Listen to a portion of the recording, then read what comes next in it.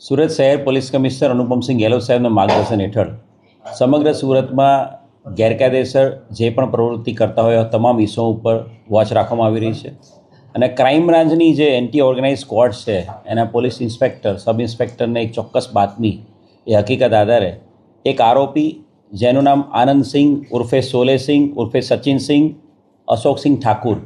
આ વ્યક્તિ પોતે જૌનપુરનો છે, એની ધરપકડ કરવામાં આવી છે. આનંદસિંહના કબજામાંથી 2 પિસ્ટલ અને 6 જીવતા રાઉન્ડ મળેલા છે. આનંદસિંહની વધુ પૂછપરછ કરતાં આ આનંદસિંહ એ જૌનપુરની સોલે ગેંગનો મુખ્ય આરોપી છે. આ સોલે ગેંગ આ આનંદસિંહે બનાવેલી છે. આનંદસિંહ એ પોતે પોતાનું નામ પણ આનંદસિંહ ઉર્ફે સોલેસિંહ તરીકે ઓળખાવે છે અને આ સોલેસિંહ જે છે આનંદસિંહ એ અલગ અલગ 5 જેટલા ગુનાઓમાં ઉત્તર પ્રદેશના જૌનપુરમાં અને ઉત્તર પ્રદેશના જૌનપુરની સાથે સાથે જે પ્રતાપગઢ છે એ પ્રતાપગઢ જિલ્લામાં પણ વોન્ટેડ છે. આ સોલેસિંહ છે એ ઉત્તર પ્રદેશના જૌનપુર વિસ્તારનો સૌથી મોટો બાહુબલી બનવા માટેનો પ્રયત્ન છેલ્લા 10 વર્ષથી કરી રહ્યો છે અને એ અનુસંધાને એણે ઉત્તર પ્રદેશના જૌનપુર અને પ્રતાપગઢ વિસ્તારમાં પોતાના અલગ અલગ માણસો ઊભા કરેલા છે અને આનંદસિંહે પોતાની સાથે વેપન રાખીને આખા જૌનપુરના આખા પટ્ટામાં અલગ અલગ જે મોટા મોટા વેપારીઓ છે, બિલ્ડરો છે, મોટા જે પ્રતિષ્ઠિત વ્યક્તિઓ છે એને ટાર્ગેટ કરાવતો હતો અને એ પોતે એને ધમકી આપતો હતો અને પૈસા માંગતો હતો અને ધમકી અને પૈસા માંગ્યા બાદ જો પૈસા ના આપવામાં આવે તો એની ઉપર ગોળીબાર કરાવતો હતો. ઉત્તર પ્રદેશના પ્રતાપગઢમાં એણે પોતે એ જે એના મિત્ર છે નીતેશ તિવારી, એના ભાઈ પર જ્યારે હુમલો થયો હતો ત્યારે 2025માં એણે પોતે સોનુ ઉપાધ્યાયની ઉપર ફાયરિંગ કરાવ્યું હતું અને એની પર 3 રાઉન્ડ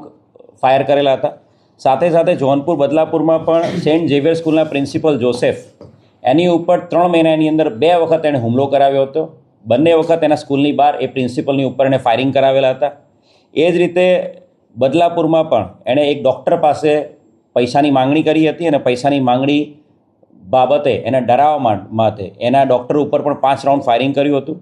એની સાથે સાથે બક્સાની અંદર એક બેંક મેનેજર પાસે 2 લાખ રૂપિયાની માંગણી કરી હતી અને બેંક મેનેજર ઉપર પણ એણે ધમકી આપેલી હતી અને એને મારી નાખવાની, જાનથી મારી નાખવાની ધમકી આપી હતી.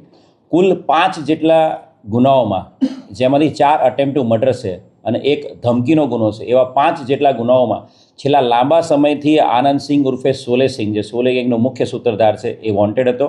અને એને પકડવા માટે અત્યાર સુધીમાં ઉત્તર પ્રદેશની પોલીસ પણ સુરતમાં 2-3 વખત મહેનત કરી ચૂકેલી છે. પરંતુ છેલ્લા ઘણા સમયથી ડીસીપી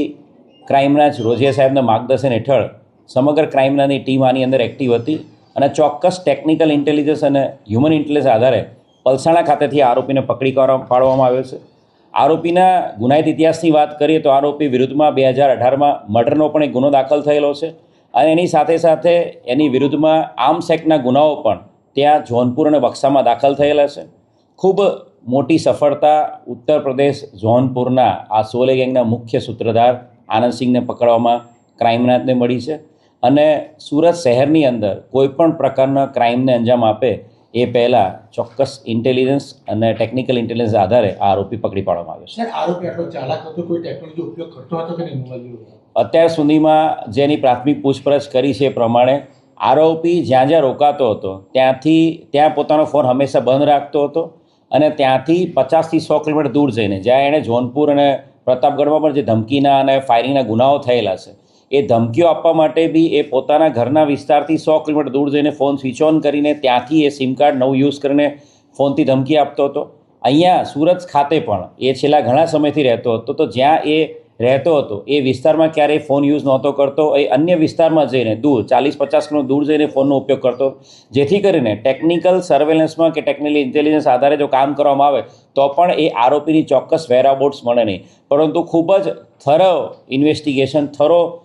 જે તપાસ છેલ્લા 3 મહિનાથી જે હકીકત જૌનપુર અને પ્રતાપગઢ જિલ્લામાંથી મળેલી હતી, એ અનુસંધાને ક્રાઇમ બ્રાન્ચ છેલ્લા 2 મહિનાથી આ આરોપીને પકડવા માટે લાગેલી હતી અને એના કારણે જ આ સફળતા આ આરોપીને પકડવામાં ક્રાઇમ બ્રાન્ચને મળી છે. વધુ વાત કરું તો આ જે આરોપી છે આનંદસિંહ જૌનપુર, એટલો મોટો સાતીર અપરાધી છે કે વારાણસીની અંદર આ આરોપીને પકડી પાડવા માટે 1 લાખ રૂપિયાનું ઇનામ ડિક્લેર કરવામાં આવ્યું છે અને પ્રયાગરાજના આઈજી સાહેબે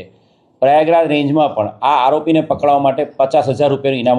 ડિક્લેર કરવામાં આવ્યું છે. કુલ મળીને 1.5 લાખ રૂપિયાનો જે ઇનામી આરોપી છે એને પકડી પાડવામાં ક્રાઇમ બ્રાન્ચને સફળતા મળી છે. આરોપી જેના પર ફાયરિંગ